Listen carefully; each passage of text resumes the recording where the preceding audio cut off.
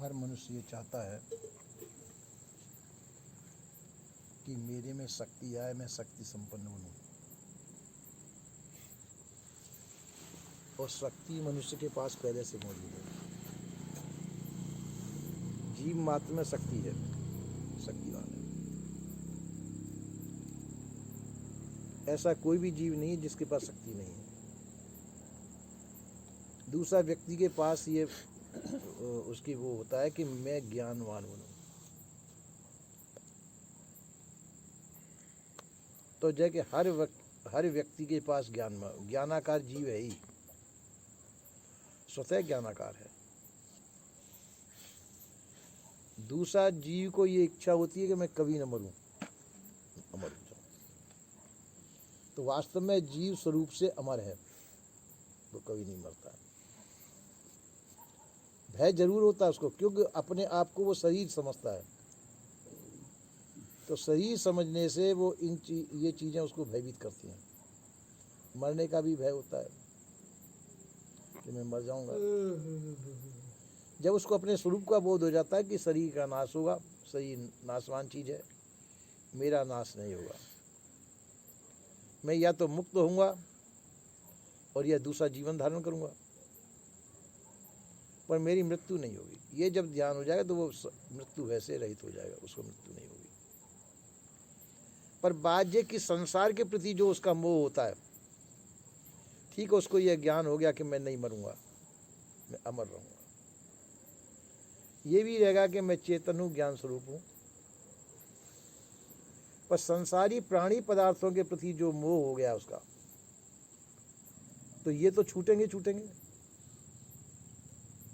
जिसके प्रति मोह हो गया उसका तो वियोग होगा ही होगा। शरीर के प्रति भी मोह है हमारा, शरीर के प्रति शरीर भी छूटेगा एक दिन। तो ये भय उसको कचोटता है कि ठीक है, मैं अमर हूँ, मेरा नाश नहीं होगा, ज्ञान हो गया था।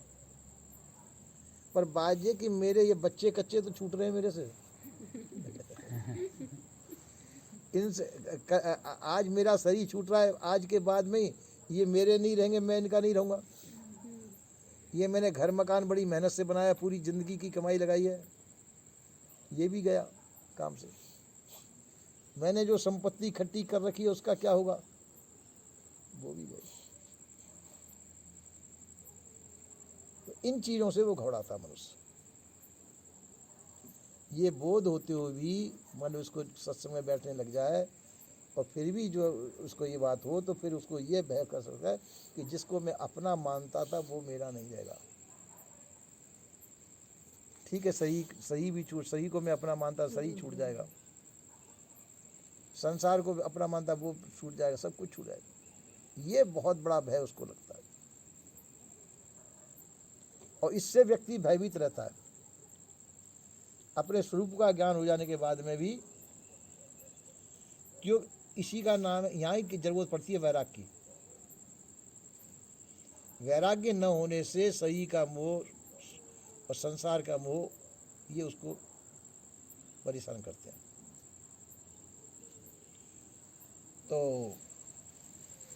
तो वहाँ वैराग्य यदि उसको हो जाए, साथ साथ ज्ञान की जगह पे वैराग्य होना जरूरी है। और ज्ञान हो जाए, वैराग्य नहीं हो तो वो परेशान होगा। लेकिन ज्ञान और वैराग्य दोनों साथ साथ होने चाहिए कि ठीक है, शरीर ही जब नाश हो जाए तो शरीर की संबंधी वस्तु की मैं क्या करूँगा। और जहाँ जाऊँगा, जहाँ जन्म होगा, तो वहाँ कर्म साथ जाएंगे, वो कर्मों से सब चीज़ मिली जाएगी, जरूरत पड़ेगी जो। नहीं तो शरीर ही नहीं बनेगा तो मुक्त हो जाऊँगा, और शरीर बनाएंगे तो शरीर के कर्म मेरे रहेंगे साथ में, तो मुझे किस बात की चिंता है। इतना विवेक नहीं हो पाता। ये विवेक कहता है। विवेक उसका जागृत, हालांकि विवेक जीव मात्र को प्राप्त है। ऐसा कोई भी जीव नहीं है जिसको विवेक, मनुष्य की बात कर रहा हूँ, पशु आदि को में विवेक नहीं है, और मनुष्य के पास विवेक मौजूद है, मानव मात्र के पास। पर वो विवेक मेरे पास मौजूद है, उसको वो जानता नहीं। बुद्धि के ज्ञान में, विवेक में वो फर्क नहीं देख पाता है, इसलिए वो घबराता है और चिंतित होता है। मरने के बाद में मैं कहाँ जाऊँगा। मेरे को नरक में जाना पड़ेगा, स्वर्ग में जाना पड़ेगा, क्या होगा मेरा? ये तो सब यहीं छूट जाएंगे, मेरे भाई बंधु छूट जाएंगे, जो मेरे को अपना समझते थे ये तो यहीं छूटे जा रहे हैं, मेरा शरीर भी छूटा जा रहा है, ये सब माने हुए ये सब यहाँ छूट रहे हैं, फिर आगे मेरी कौन सहायता करेगा? ये व्यक्ति को भय उत्पन्न होता है। जब उसको ये ज्ञान हो जाए कि जिन कर्मों से आगे का शरीर मिल रहा है वो कर्म ही उसका साथ देंगे, उसके साथ में जो प्रारब्ध बनेगा उसका शरीर का, वो प्रारब्ध से उसका सब काम चलेगा, ये उसको विश्वास नहीं हो पाता व्यक्ति। इसलिए वो कच उठता है कि यहाँ के संबंधी सब छूट गए, आगे सहायता कौन करेगा? आगे सहायता उसका प्रारब्ध करेगा। इसलिए व्यक्ति को जीते जी अपना सभी प्रकार का भय त्याग देना चाहिए। जो व्यक्ति जीते जी सभी प्रकार का भय त्याग देता है और वैराग्य जिसके अंदर उत्पन्न हो गया तो वैराग्य उसका साथ देता है। पर विवेक युक्त वैराग होना चाहिए। वैराग होना चाहिए, क्या चाहिए? विवेक युक्त वैराग होना चाहिए। और इनके बिना सब जीव दुखी हैं। बिना विवेक और वैराग के सब जीव दुखी हैं। अब विवेक वैराग कहाँ से प्राप्त होगा? सत्संग के द्वारा प्राप्त होगा। सत्संग कहाँ के द्वारा प्राप्त होगा? विवेकमान संतों के द्वारा सत्संग प्राप्त होना चाहिए। अगर ऐसे वैसे संतों के पास बैठ जाएंगे तो वो ज्ञान की बात तो करेंगे, तो उनके अंदर विवेक युक्त वैराग्य नहीं है। तो सुनने वालों के अंदर विवेक युक्त वैराग्य नहीं है, ये तो पुस्तकें ही पढ़ सकते हैं। पर ज्ञान उत्पन्न होता है विवेक वैराग्यमान संतों के सानिध्य से। वो ज्ञान असलियत ज्ञान है। नहीं तो पुस्तक पढ़ करके ज्ञान हो सकता है, और जिनको ज्ञान नहीं है पुस्तकों की पढ़ी हुई बातों को कह सकते हैं, वो उनको अंदर का ज्ञान नहीं है, इसलिए उनका प्रभाव दूसरे पर नहीं गिरता है। उनका प्रभाव क्यों? उनका प्रैक्टिकल ज्ञान नहीं है, खाली थ्योरी का ज्ञान है, मतलब पुस्तकीय ज्ञान है। तो पुस्तकीय ज्ञान और थ्योरी ज्ञान में बहुत फर्क होता है। प्रैक्टिकल ज्ञान में बहुत फर्क होता है, क्योंकि उसका परखा हुआ ज्ञान है, वो जाना हुआ ज्ञान है, इसलिए वो उसमें भयभीत नहीं होगा। जैसे थोड़ी देर के लिए सर्प निकल आया, जो सर्प मित्र होते हैं, जिनको सर्प विद्या सीखी हुई है, उनकी सर्प पकड़ना जानते हैं, तो भसते हुए सर्प को वो पकड़ लेंगे और खूब अच्छी तरह से उसको पकड़ लेंगे, जैसे तैसे करेंगे, पर उनको सर्प काटेगा भी नहीं, क्योंकि उनको पकड़ने की विद्या मालूम है। और जो इस विद्या को नहीं जानता है, वो पैर लटकाए नीचे बैठा, उस सर्प आके काट लेगा, बिना बात को भी काट सकता है। खाली कोई ना कोई कारण होता है, वैसे बिना कारण तो नहीं काटता, तो उसको सर्प काट लेगा। पर जो विद्या जानता है, उसकी सर्प विद्या, तो उसको वो अपने आप को बचा के सर्प को पकड़ लेंगे और जहाँ छोड़ना वहाँ छोड़ देंगे। तो इसी प्रकार से जो विवेकमान पुरुष हैं, वैराग्यमान पुरुष हैं, संसार में रहते हुए संसार के प्रभाव से प्रभावित नहीं होते। संसार में रहते हुए संसार से अप्रभावित रहते हैं। वो उनको किसी प्रकार का भी भय उत्पन्न नहीं होता। क्यों? भय कब उत्पन्न हो? कि उनकी कोई चीज को कोई छीने। तो संसार की जो चीज है वो तो संसार में विलय होगी। शरीर संसार का है, अपना तो है नहीं। इसका प्रारब्ध पूरा होने पर शरीर संसार में मिलेगा, वो चीज आपकी नहीं है। और आपका अपना स्वत्व है, वो कोई छीन नहीं सकता है। आप चेतन है, ज्ञान स्वरूप है, उसको कोई भी नहीं छीनेगा। तो भय किसका? आपकी वस्तु आपके पास जाएगी, उसको कोई छीनेगा नहीं, कोई चोरी भी नहीं कर सकता है। जो संसार की वस्तु आपके पास है, उसको वो संसार में चली जाएगी। पर उसको हम अपना मान बैठे हैं, ये भय कि अब जो चीज़ हमने, जैसे चोर होता है ना, चोर दूसरे की चीज़ को अपने पास रख ले तो उसको भय होगा कि किसी को मालूम न पड़ जाए, कोई इसको छीन न ले, उसको भय होगा। पर जो चीज़ जो ईमानदार बन जाए कि संसार की चीज़ संसार में रहेगी, जब तक मेरे पास है किराया, इसका प्रारब्ध रूपी किराया, जब तक मेरे पास है, उसके बाद में जाएगी, चली जाएगी, तो वो व्यक्ति निर्भय हो जाता है। उसको भय नहीं होता है, भ्रम भी नहीं होगा। संसार की वस्तु संसार में जाएगी, मेरी वस्तु मेरे पास रहेगी, वो कोई छीन नहीं सकता है। ये जिसको दृढ़ ज्ञान हो गया वो कहीं भी जाएगा, वो भयभीत नहीं होगा, वो सदैव अपने आप में स्वतंत्र स्वाधीन रहेगा। उसको किसी प्रकार से भी तनिक भी डरने की आवश्यकता नहीं है। तो इस प्रकार से संत महात्मा अपने निर्भय ज्ञान के द्वारा जिज्ञासु जीवों को ज्ञान कराते हैं, क्योंकि उनका प्रैक्टिकल ज्ञान होता है। प्रैक्टिकल ज्ञान वाले का प्रभाव पड़ता है समाज के ऊपर, क्योंकि उनका प्रैक्टिकल किया हुआ है। और जिनका प्रैक्टिकल ज्ञान है नहीं है, थ्योरेटिकल ज्ञान है, तो वो जो है दृढ़ निश्चय पूर्वक कह भी नहीं पाते और उनका प्रभाव नहीं पड़ पाता। इसलिए करना चाहिए, प्रैक्टिकल ज्ञान करना चाहिए, अपना अंतर्निरीक्षण स्वयं करना चाहिए, कही हुई बातों पे विश्वास नहीं करना चाहिए। दूसरे ने कह दिया और अपन ने मान लिया तो वो तो जो उधारी ज्ञान है। उस ज्ञान को निरखो परखो, सही है कि नहीं है। तो इसी प्रकार से जब निरख परख में आ जाए तब जो है मानना चाहिए बात सही। जो लो न देखो अपने नैना, तोलो न पति जो गुरु के बैना। जब तक अपने नैनों से न देखा तब तक गुरु के वाक्य पे भी विश्वास नहीं करना चाहिए। इस सिद्धांत कहता है सुनो तो जरूर गुरु की बात, पर गुरु की बात मानो कब? जब वो गुरु जी कह रहे हैं, जैसा हमारे देखने में भी आए, परखने में भी आए, परीक्षा में भी आना चाहिए। और गुरु जी ने कह दिया और हमने मान लिया तो अंधविश्वास हो गया। गुरु जी ने कहा विश्वास तो करो उस पर, पर परखो जरूर, वह सही है कि गलत है। अगर सही है तो उसको मान लो, और नहीं सही है तो जब तक सही अपनी परीक्षा में नहीं उतरता हो, जब तक गुरु जी के कान पर पीछे लगे रहो। पीछा मत छोड़ो उनका कि आप ये करें हमारे परखने में नहीं आ रहा है, परखाइए। तो इसी प्रकार से प्रैक्टिकल ज्ञान होना चाहिए, वह आपके काम देगा। सुना हुआ ज्ञान काम नहीं देगा, पुस्तकीय ज्ञान काम नहीं देगा, परखा हुआ ज्ञान काम देगा। और परखना क्या चाहिए कि मैं क्या हूं और मेरे से भिन्न क्या है, मैं क्या वस्तु हूं, जो मैं अपने से भिन्न में बंधा हुआ हूं, जो चीज़ मेरी नहीं है उसमें मैं बंधा हुआ हूं, उसको मैं अपनी कह रहा हूं, तो मेरी है कि नहीं, मेरी कितनी चीज़ है। जैसे आप 2-4 व्यक्ति मिलकर के व्यापार कर रहे हैं, कुछ वस्तु आपने मिलाई, किसी दूसरे ने साथी ने मिलाई, तीसरे ने साथी, 4 ने मिल करके सामान इकट्ठा कर दिया, व्यापार चालू कर दिया। अब आप न्यारे होते हैं, तो न्यारे होते तो अपनी अपनी वस्तु बांटेंगे, तो आपको ये मालूम तो होना चाहिए कि ये वस्तु मेरी है कि इसकी है। तो उसकी वस्तु उसको दे दो, अपनी वस्तु अपने ले लो, न्यारे हो गए। तो आपकी क्या वस्तु है और संसार की क्या वस्तु है? आपके सामने तो 2 ही चीज़ है कि संसार का क्या है और मेरा क्या है।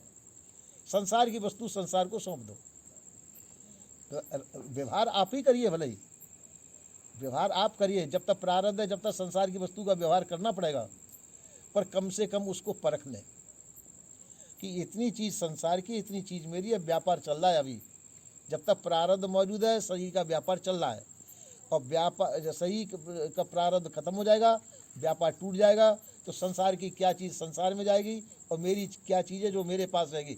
इतना प्रैक्टिकल अनुभव होना चाहिए हर एक को कि ये चीज़ मेरी निजी है जो मेरे पास रह जाएगी, और ये सब चीज़ संसार की संसार में चली जाएगी। तो व्यक्ति निर्भय हो जाएगा।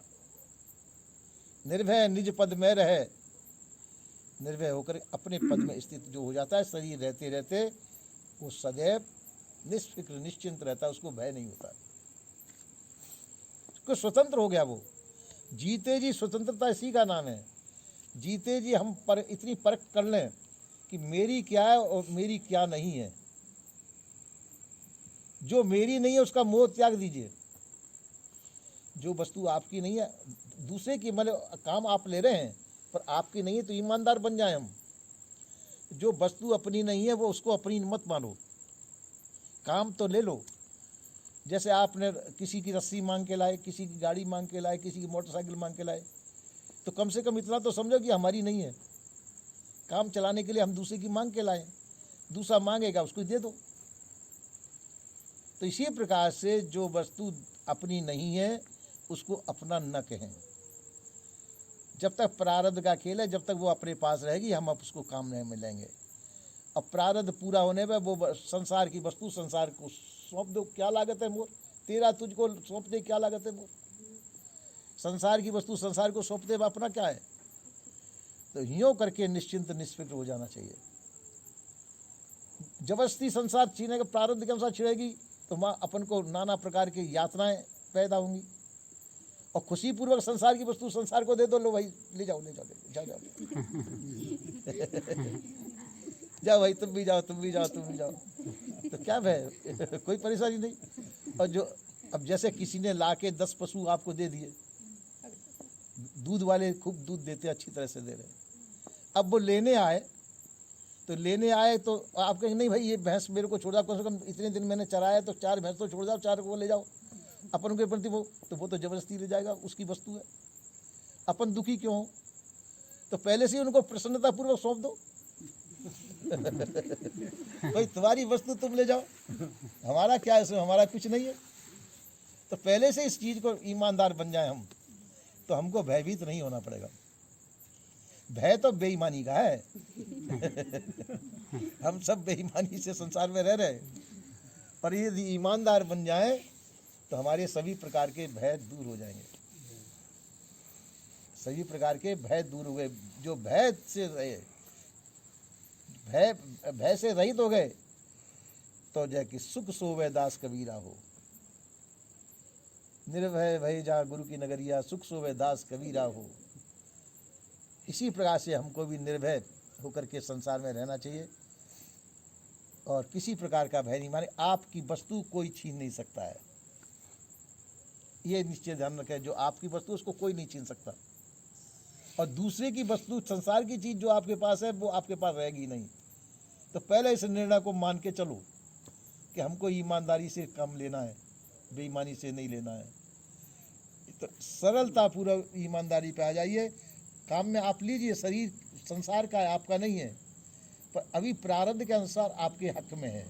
तो जब तक आपके हक में है, जब तक इससे काम लीजिए। गाड़ी आपके पास खड़ी है, ठीक है, संसार की है, पर अभी आपके हक में है, इससे काम ले लीजिए, कोई बात नहीं।